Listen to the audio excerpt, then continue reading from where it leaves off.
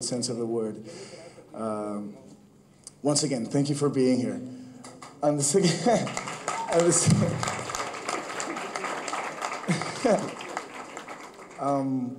it's been I've been doing press conferences since I got to Asia a couple of weeks ago, maybe a little more. And I only have to mention how beautiful it is to come from a little island in the Caribbean, Puerto Rico, and be able to exchange my culture and be able to express my feelings and my ideas with my sounds, with my instruments, and to be accepted on the other side of the world. That is the most important thing. And this past year, the priority has been Asia, and I was not going to be, I mean, record sales are doing amazingly. We're talking about more than 1 million copies sold in Asia, and that is fascinating, but I am not completely satisfied until the audience sees the other half of what Ricky Martin is, which is a concert. That's why I am finishing the year in Asia, and I am finishing the tour in New Delhi. So imagine how it's going to be tonight. I mean, it's going to be too much. It's going to be very intense.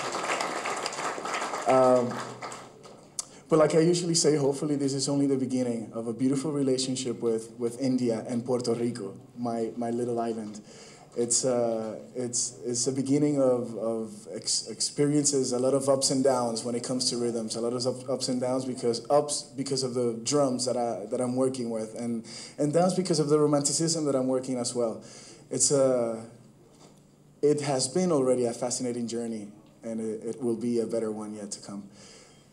And thank you for being here. Okay. I can talk and talk and talk and talk.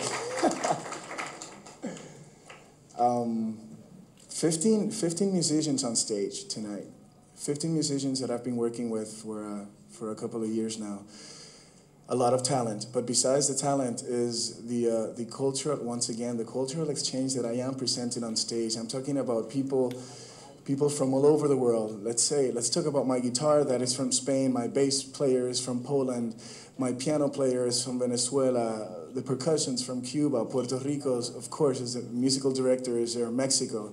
And all these influences, we're singing, we're performing one kind of music, but some way, somehow, the music is going to be affected by all these different influences.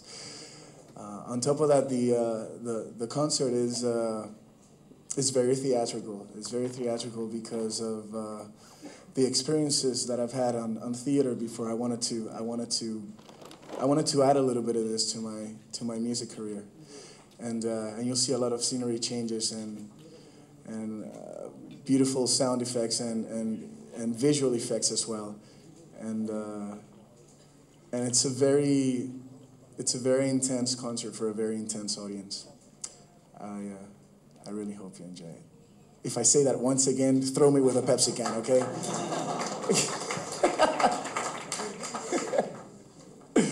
And I'm here for your questions. I'm ready. Hello. The mic. Thank you. I have two small questions. They do know English. I wanted you to list in your own way. What do you think you owe this popularity to? Is it to your visual? A little bit of that. Why not? Okay. Yeah. Is it the publicity build up, or is it the fan following among your female fans? You know, that's very good as well. Let me tell you. You know that it doesn't matter how you look if your sounds are not good, if your sounds are not competitive. I must say. I am surrounded by great composers, great musicians, great producers, people that give all their talent into each song, and the audience is not stupid. The audience, if they don't like it, they turn the page, they press stop in the cassette player, and they move on to their next sound, to whatever they need to feel good, to feel romantic, to feel energetic, etc. I think it's very important, the sound. The movements, well, it's there, you know. We have to I see you seem to practice a lot at your movements. I'm sorry, I didn't. I see that you like to practice a lot at your movements. Well, you know, it's instinct. Okay. Let's blame it on that. What do you think? I have one more question. We put a little bit of oil in the hips and it'll be okay. And on the other side, you know, it's been fascinating to see. Yes, I have the female fans that are there, that are screaming, that are having a good time. But it's so good to be able to see different generations and to see both sexes enjoying the concert as well, and judging you and taking a look at what at what you have to say, etc. It's I'll be leaning on the looks. I have I said I had two questions. Okay, no problem. My other question was, you've been talking about You know, the Puerto Rican influence is there 100%. Puerto Rico is a very small island that politically and in many ways is. Ricky, how do you get this out? It's so, you know, Ricky. He's a psychologist. He was trying to work.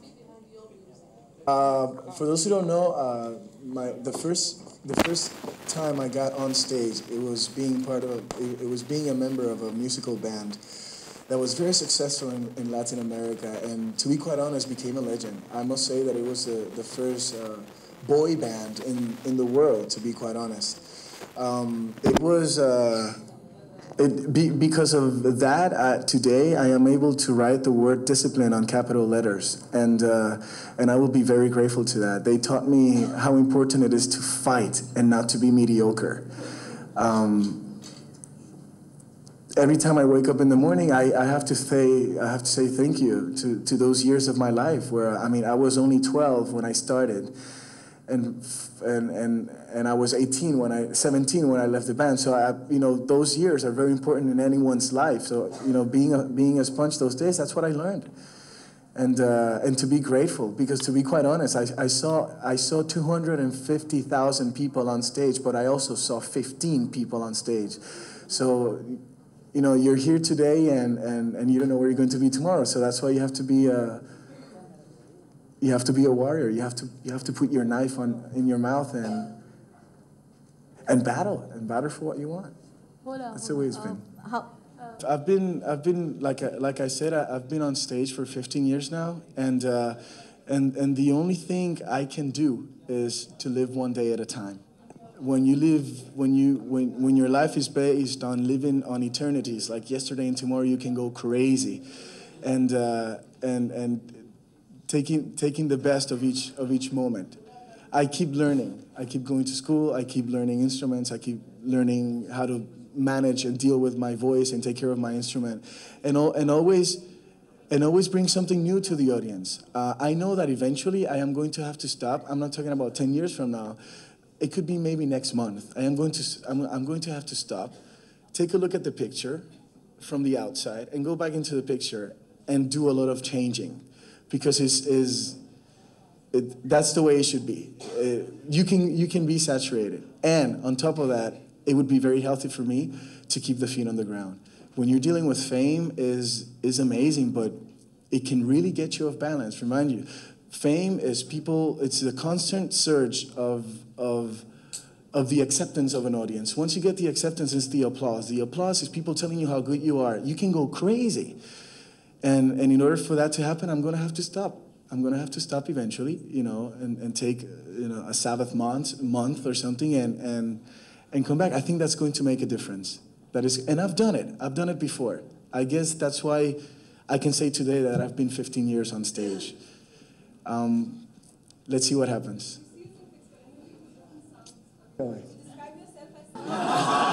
Ricky, Thank you very much.